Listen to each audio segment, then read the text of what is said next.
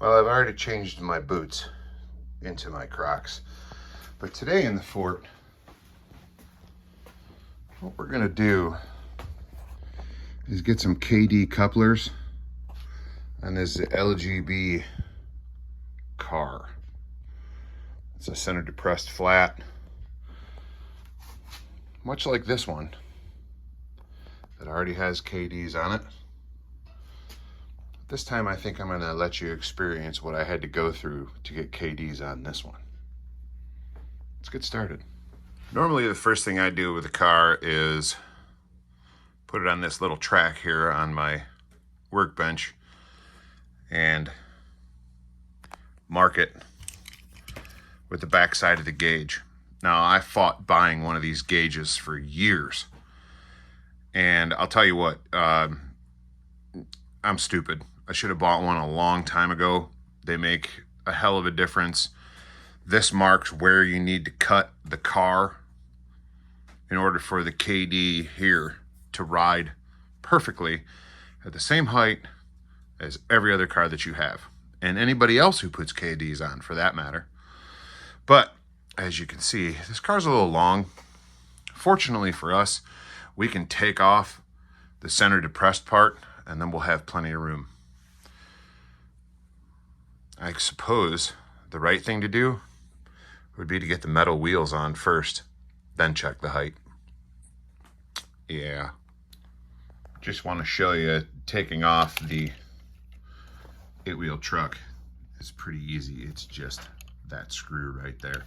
So I'm going to take them both off, get the metal wheels on, which all you have to do is stretch the truck to change out the metal wheel. I do have another video somewhere here on YouTube showing how to do that with just about every brand. You just stretch gently and get the axle in to the side frame of the truck. I find it easier to take the trucks off to change out the wheels. Besides the fact I need to cut this tang off that holds the coupler. So I'm going to cut it and try to make it look like the other stock one. And I just have a cutting wheel on my Dremel. Comes in handy. Body's off. You would think with all this countertop space that I would have room to put the body, but I don't. Did I just make you sick by moving the camera back and forth that quick? Whee! As if by magic, the metal wheels are on and the tangs have been cut off. You can see there's one that's cut, and here's a stock one. They're the same truck. One just has a tang on it and one doesn't. So don't panic if you put it in the wrong place when you put it back on. It's not going to matter. And around here, what we do with hook and loop couplers, right in the trash. All right, so I got the trucks back in place. Now all I got to do is line this thing up. We got one of these silly European bumpers on here. For the European people that are watching this video, I'm sorry. I don't mean to offend, but I don't have much as far as LGB is concerned. I don't particularly care for their stuff, but I can't use this gauge with that bumper in the way, so we're going to take that bumper off. If you notice, I don't screw the trucks back in. All you gotta do is put something on there to hold it in place, and we'll get that marked. Just want to show you how easy it is to get these things out. All you gotta do is grab it and pull. It's just a little click thing there, nothing exciting. Now we can get our reference point. I also wanted to bring up, somebody made mention a while ago on one of my videos how you should take your screws and stuff and use one of those metal trays right there. Well, I have 3 metal trays and they always seem to have other projects in them. So what I do, I put them in a little jar. Works for me.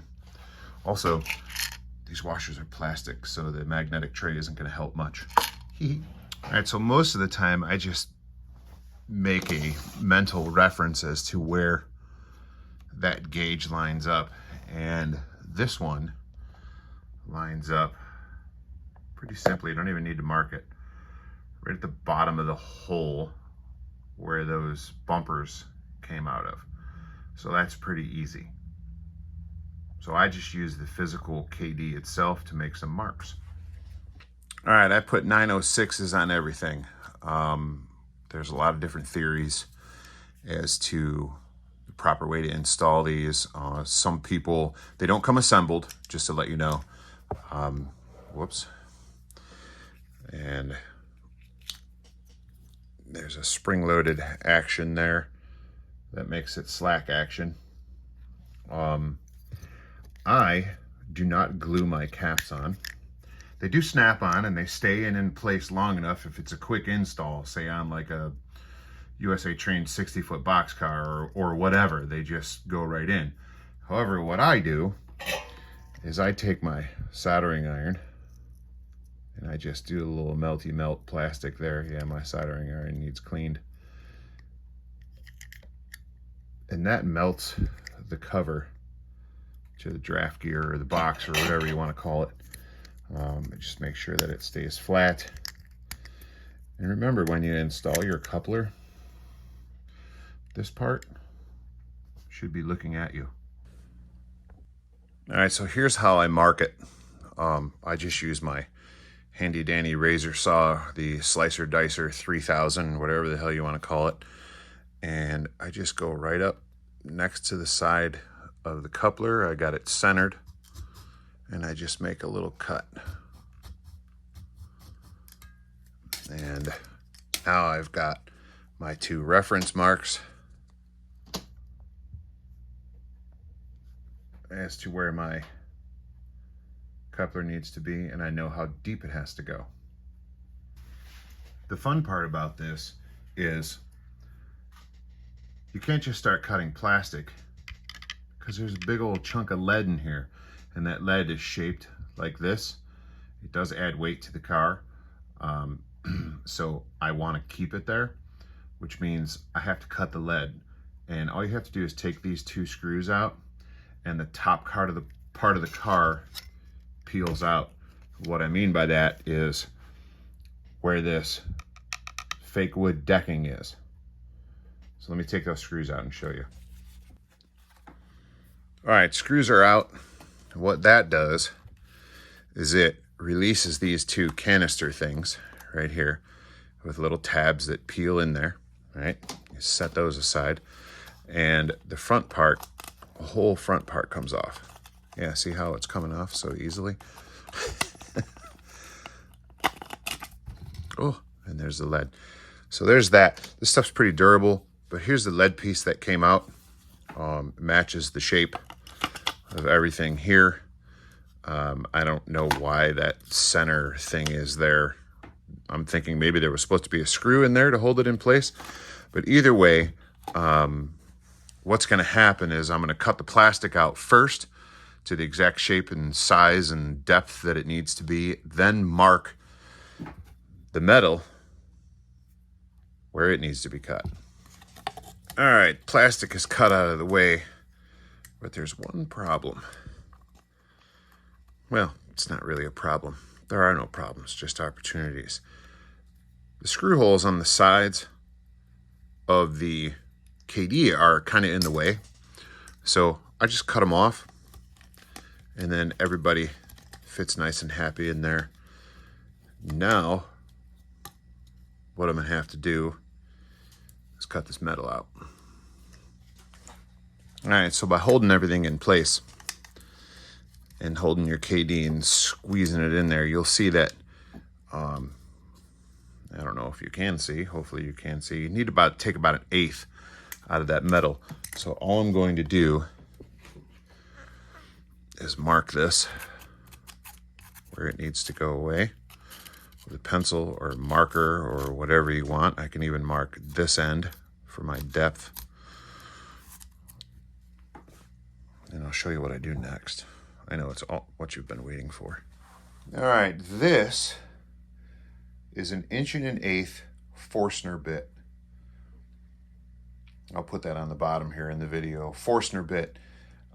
They are meant for drilling flat bottom holes in wood. However, lead's kind of soft enough. I say kind of. And if you're going to go buy one of these drill bits, then that's up to you.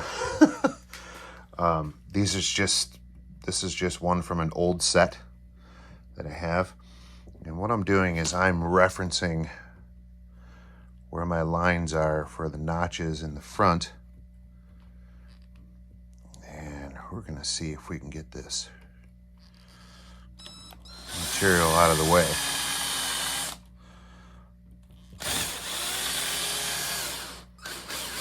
Maybe I better set the camera down. Remember, we're only taking about 1/8 of an inch out. And I'm trying to go slow because friction creates heat. And the bit will want to walk all around the place if it gets too warm.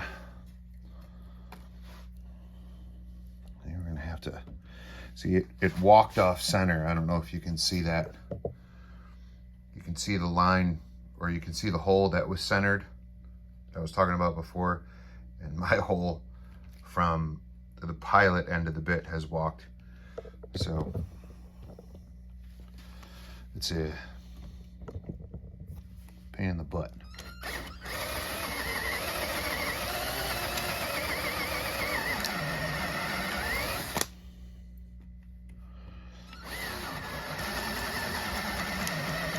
As you can see, I'm going slow speed. There's no need to rush through it. The lead is soft enough. There we go. Now you can see the pencil line that I drew. I need to get past that. I'm going to try to stay centered this time.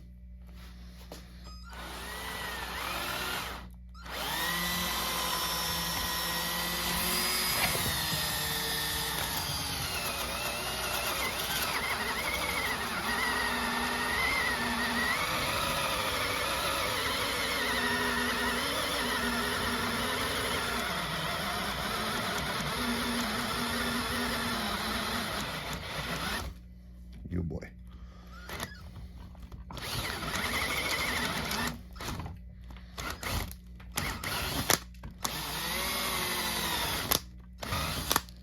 That should do it. When it gets warm, I want to put it in my pocket. So after drilling, you'll see spots here like this where the lead kind of just squished over to the side. You got to get rid of that stuff because it fits this shape. So I'd just use a flathead screwdriver and pry it out. All right, now that that's all cleaned up, let's zoom out some here. That fits right into place. The notch is just about perfect. The Kadee fits in place. Now all I do is use some short screws that screw into the lead to hold it into place, and then just reassemble the car. You can see the pitch might be, well, no, I guess it's not. The pitch is pretty decent. And if you go too deep, you can always stack washers to make it right. But other than that, that's really my ancient Chinese secret. Just using a Forstner bit to get rid of that lead works really well. Don't try and use your Dremel. All it's going to do is burn it up and melt the cutting disc. I'm telling you, the Forstner bit is easy peasy. Incidentally, the shorter screw that comes with your Kadee 906 works perfectly, and I put this in by hand. I suppose I could show you. Hold on. All right, so I've just got a good grip on it on the back side. Okay. Put the screw in. Like I said, the lead is soft enough. And if you just push down really hard, take your time, you will be able to thread that screw into the lead. And there it goes. Now all I'm doing is holding my fingers on the front side. If that screw is too long, which it wasn't too long in the front, but it seems to be too long for the back side. So now that it's threaded, I'm just going to take the screw out and cut it a little bit shorter with a pair of side cutters. I can show you that too, just in case you don't know what side cutters are. These are side cutters. All I'm going to do is load the screw in close to the pivot point, or as close as I can, and squeeze.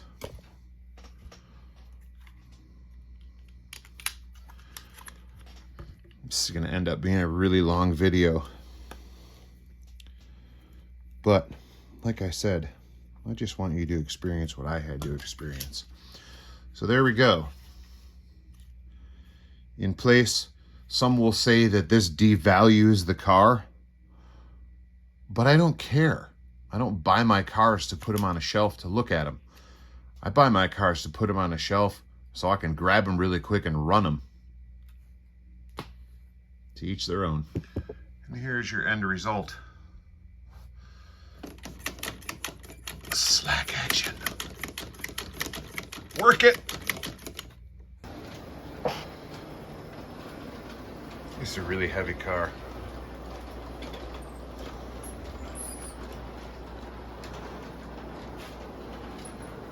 Need some cooling power. Everything works good. Everything's lined up. Slack action works great. I am happy.